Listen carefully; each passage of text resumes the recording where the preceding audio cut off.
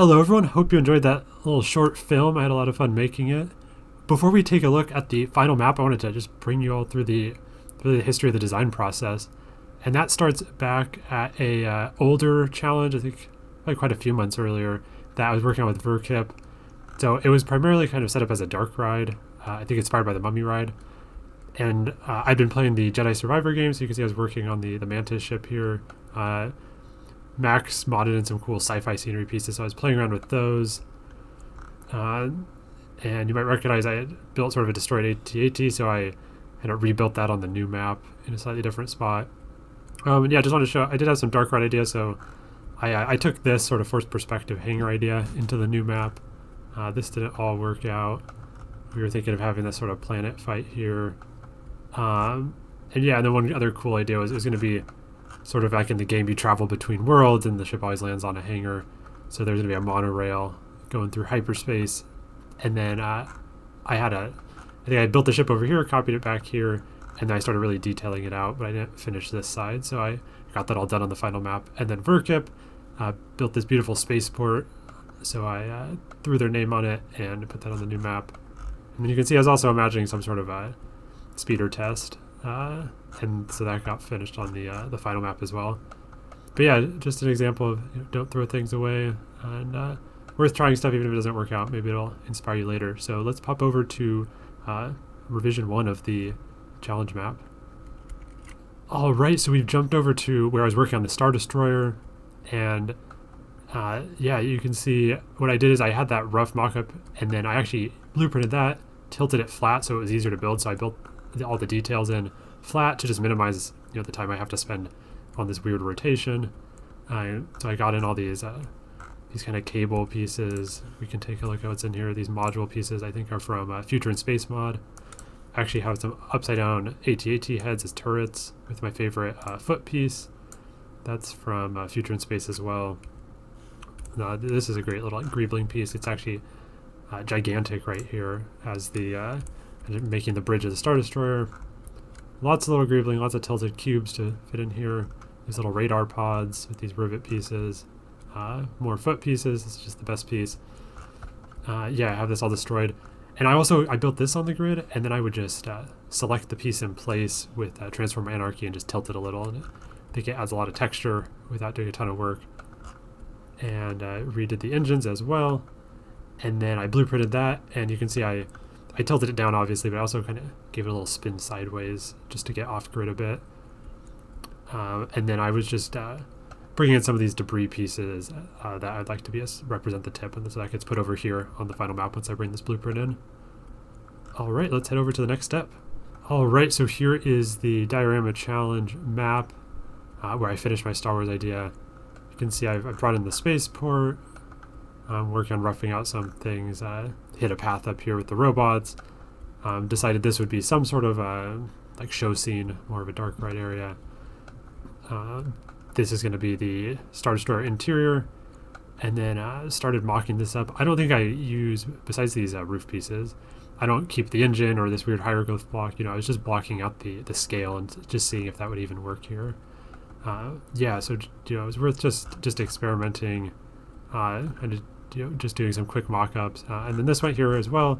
Unfortunately, you can see it was too narrow, and so I had to kind of scale up every single part and move it all around and sort of rebuild it.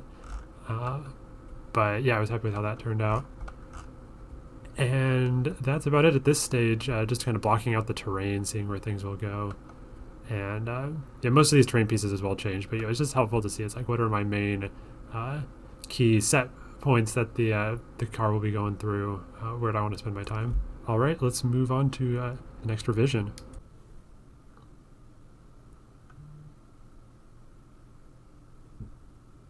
All right, and here is the final map, and really excited to dive into all the details here.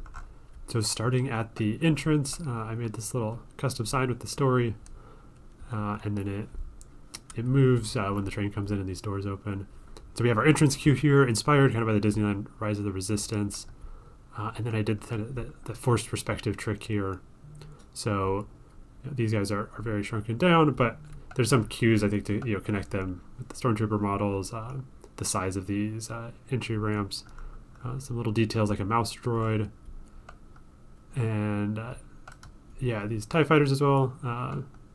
And then let's get the pipette out.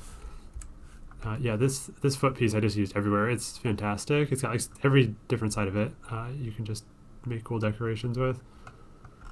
And yeah, really try to just hide everything, make it all look sci-fi and fun in here. So yeah, we've got our cutaway details here, and then the train comes on out right here and goes up the lift hill into the big Star Destroyer. And this was really fun once I got this in here to just sort of age it, add all the bushes, some fog in here, and yeah, really make it look like it's been crashed here for a while. Lots of these, I think from Future in Space, these rings are really cool. And then this module piece also to add some fun details there. There's a few of them, sort of like a cabling effect. And then we have sort of a mining situation going on back here. And I tried to choose a few plants to be like the alien plants of this world. So we've got this large scallop lilac that's this bright purple. And we've got the banana plant with that floral shrub kind of nested in it as another weird alien plant. And then we've got the Joshua tree really scaled up, which I think looks quite otherworldly, especially with the recolor on the leaves there. And yeah, you can catch a few peeks of the track through these gaps here, and then using some of these debris fuselage pieces here, and then also down here for the sort of the bottom side of the Star Destroyer, and then the front's crash landed over here. And yeah, and then around the border here, just tried to give it that sci-fi motif. So I've hidden the walls with the draggable wall, and then down at the border, or like the base, I've added this border to cap the sides, and then some more fun details. And yeah, around the front here, we've got another Star Wars sign. Tried to color match it. And then I've scattered a few of these unusual looking water rock features. So what I've done here is use the Sponge-Text shells really scaled up, double layered them to give it some more texture. And then we've got the elven mushroom piece, and I used the material repainting mod to make it water and hid some barnacles in there. And yeah, I think it just looks really like another world. So the bigger rocks got this like barnacle effect, and then these are just elven mushrooms, which actually sort of just as a side effect of painting it as water, you see sort of the interior base, which I think looks cool. There's like this, some alien worm almost in the water there. Yeah, and that's just inspired by a really good animated sci-fi show, which the name escapes me, but it is on HBO. It's had some really unique planet designs. And so yeah, the coasters wrap around here. They all sort of interact in this section. We got our stormtroopers on the spikes, kind of Ewok inspired there. Yeah, lots of work to just hide the ground here. Nothing too crazy. We've got, of course, some big rock work around the Star Destroyer, but there's a lot of just bushes, which I think just makes it look kind of unique and just this lush forest. So we've got our bushes. Use these shell pieces as more like weird alien rock formations. This large hollow trunk really came in handy for the station return. And then we've got the crashed AT-AT here. So yeah, lots of ferns, dirt mounds, just really make it look like it's been consumed by the jungle. Some crater pieces here, so I've used a few and then darkened the interior as like a blaster shot. Got the cabling coming out. Tried to dress up the side here with these module pieces as well. More cabling. And yeah, the natives have sort of, maybe are starting to use this as a shelter. So yeah, just really integrating into the environment as much as possible. And I really like how this worked out. Lots of fun interactions there. And yeah, this coaster stayed pretty low to the ground, so I didn't need to do much custom supporting. Just on these turns, I think benefited a bit from a few of the border supports there. And then we have one of my early fantasy train mods was adding the Star Wars speeder, so I finally got to use it in a map here. And they just a ride coming around through here, through this little marketplace. And lately I've been trapping these poor entertainers and workers in various areas just to give it some life without the chaos of all the guests running around and making it really crowded. But yeah, and our guests have there's a gift shop which sells the stormtrooper helmets. That works out nicely. They're patrolling the local population. Got some spice tables here. And yeah, this just wraps around just the outside of the map here, almost like if you had a model train on a diorama. And then we got a coaster coming out right now utilizing the switch track. There's been some issues with the mod keeping things invisible, so it looks like that came back to life there. But yeah, you got the animated switch track. So yeah, as these trains come around in the layout, they back in right here through these animated gates. And then we've got our show scene. Let's get rid of the pipette for a sec. So yeah, the gate opens up. I'll pause it here.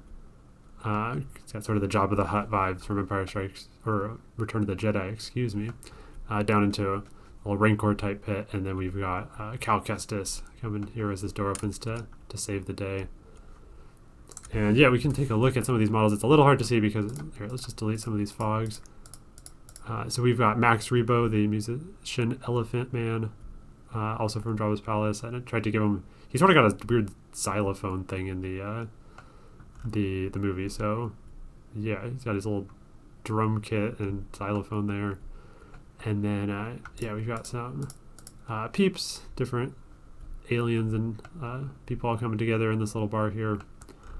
And then a little princess trapped by the Jabba character, which yeah, you can see he's made up of some very unusual pieces.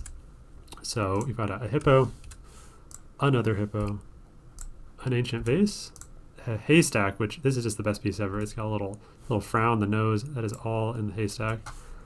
Some eyes, some prolates for the rest of the eye, some border cylinders. We've got some arms just hidden in here. And then we've got an eel. I think I tried like the snake and the crocodile at first, but the eel is actually perfect because its head just hides in there. And yeah, lots of hippos. So that was fun to make. I really didn't know what I was doing, but I just kept slapping down pieces until it sort of morphed into a Jabba blob. And yeah, what else? I've yeah, extended this track segment here so it kind of dives down into the monster cage. And then yeah, just built up this whole thing here to give them sort of a floating platform. And then if we delete this door, we can look at the Jedi. So yeah, just used the props galore, peeps galore expansion. So we got all the different pieces here. Cloth as the cape. I just used a hair piece as a hood since you're only seeing it from the back. And then a little lightsaber with this little energy effect. And yeah, that was fun to see it all come together. And we've got some flashing disco lights. And then yeah, also used a lot of these doorway pieces just to give it sort of that Jabba the Hutt palace vibe, since it was a little Mediterranean, Middle Eastern, like Morocco themed in the Tatooine palace in the original movie. And then yeah, down here just use the troll figure, nothing crazy, and just added some little details, some of the less fortunate souls that visited this place. So that was fun to do a detailed show scene there. And yeah, what else? I think that just the last few details is, of course, this big ship, which, yeah, this was a blast to build and finally finish. It's got all sorts of crazy pieces, just tons of little roof pieces, pipes, these quarter walls. We've got sheet metal on top of another quarter wall as the ramp. This is a cool piece. This let's see what this is from. Let's see. That is a future in space piece. So yeah, that mod was fantastic. Very helpful. Fan, more of that module. And yeah, this is a neat piece as well that I really like using. You can just rotate it different ways, get some neat greeblies out of it. And yeah, lots of geometric pieces here to build up this engine. So I stack cable brackets. We got this weird pillar piece. I just used almost every piece I could find. Just you want the variety, and you're just going for texture. And tried to keep the colors relatively simple, just a few different shades. But yeah, we've got all sorts of bolts and gadgets here. That foot piece again. And yeah, some fun decorations here. Verkip, it's the Verkip spaceport. They did some awesome work on this when we tried to do a Star Wars map a while ago. They built this landing dock, so that was just a great place to place this ship here. And if we spin it around, yeah, some more just stacking up all these pieces, trying to make it interesting. I really recommend watching like model makers that are kit bashing, where they just take different model kits together and build their own thing, and that's a lot like what Parkitect is. It might give you some good ideas. But yeah, really layering, like these pieces are great because they come with the rivets, they come with the ribs, so you get a lot of like free detail with just one piece, and you can really stack them. And then yeah, some basic shapes to is how I initially blocked it out. And then yeah, this ship's really cool. It can the whole thing can rotate around the central axis. So I've hinted at that here with this ring, and then more of those wall pipes. And then yeah, this wing was sort of tricky to build, so we got a lot of these quarter walls lined up. Just trying to make everything work. And then it's got this cool stripe. So I did this paint job here with just tiny little pieces. And I was sort of forced to cover them up with another piece sticking out. So I just tried to sort of justify that, make it not stand out by adding all these other pieces for texture and dimensionality. So I think that worked nicely. And then yeah, that's really it. A few of these fan pieces are really nice to just add a sense of motion. And yeah, I'm really happy with how it came out. I think this is an awesome ship from the Jedi Survivor game, so it was fun to get to recreate it. And yeah, I think that covers all the details in this map. It was a ton of fun to build. It was a little intimidating at first, the size, but just keep plucking away at it, adding pieces. And I think what helped is at first I was going to build a whole village, but it just starts looking really chaotic. And I've got some really big set pieces already to draw your eye to, so I think it's good to just know where to spend your time and where to just you can fill it in with foliage or paths or whatever. So yeah, hope you enjoyed the tour, all the behind the scene videos. Thanks to everyone still watching. Just want to give a behind the scenes look at how I made the intro video and the space scene. So yeah, welcome to outer space. I blueprinted the ship, added some cool lights, and what we have is this big star field. It's just all these little white dots, these glowing spheres on this giant map. And then yeah, just added some flame effects. And the way I did these stars, I just randomly placed a bunch and then blueprinted it and just chaotically added more and more and rotated them, and you get this really neat star field effect. And a tip, you need to film your star scenes at night, or the shadows will sort of give away the trick. And let me just show you how I did a few other things. So for hyperspace, I put this disc here, and I used this laser effect, and I just clicked all around a little more carefully the edge here. And yeah, you can see you get this sort of this hyperspace effect, which looks much better if you line it up properly. But that is what I did for that part. And then over here, we've got let's bring in Stanley the skeleton for scale. There he is. All right, we've got Jack and the Giant Beanstalk here. So I scaled up this peep basically as big as he can go, and then built this little viewing area and filmed a little scene here. And so yeah, just I think this is from my Peeps Galore mod. I got the chair here, and I made it really big just so when I would film it, this would look like further away than it actually is. And yeah, this is just a sphere, this planet sculpture, which is from Parkitect Toolbox, some fog, and then a glowing sphere behind it, which gives you that like a rim glow that you see in outer space. And then I used my aura effect and put that right in front of the camera and triggered it, so you get kind of that hyperspace effect when you jump to warp speed. So that is how I filmed my space scenes, and we'll just jump over to the Star Destroyer to see the last behind the scenes look. So again, I've placed my Star Destroyer in outer space, and I filmed it just sort of from the front or from the back, so I don't have to rebuild the whole front. And this kind of evolved, so there was a few different scenes shot, and I added effects. So we had the TIE Fighter. So it's got some lasers hidden in front of it, and then if we trigger this, they shoot off there. So that's just with the I think the ape mod with the laser effect that you can trigger, and it's pretty cool because it gives you that actual lighting. Yeah, we've got more ape mod fire effects, some pressurized steam in there, my planet trick again, but scaled up a little bit for this shot. And then let's see, we've got another triggered effect here for this explosion. And yeah, some X-wings, and you can see they're drastically different sizes, but I think when you film it from behind, it kind of tricks your eye. So yeah, just play around with forced perspective, lighting, little effects, and yeah, I encourage everyone to try to like film some scenes out of your map. It was really fun to try to find different kind of camera angles and ways to like disguise the limitations of Parkitect. And it's just a fun sandbox to play in. So I hope you enjoyed this showcase. Thanks for sticking around, and yeah, look forward to the next video. Have a good one.